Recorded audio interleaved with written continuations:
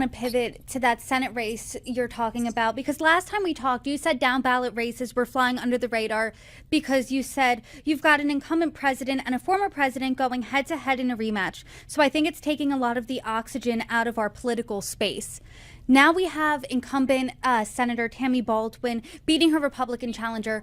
But as support wanes for President Biden, do you see that race really tightening?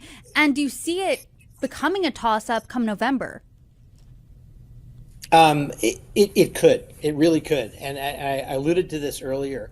The lack of motivation among a key constituent of Democratic politicians are younger voters. And they support Tammy Baldwin, a lot more than they support President Biden. It is unusual for a Senate race to lead turnout in a presidential election year.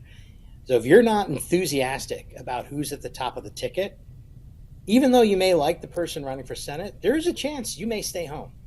And that is a real threat to a lot of the down ballot Democrats running this year. So can that change? Absolutely. There's chaos in Washington right now about what's going to happen, right? Big things can change. But the bottom line is folks like Tammy Baldwin and other Democrats running for office really need to focus on a ground game to get voters out who, they think might ordinarily turn out in a presidential year. This year, they may not.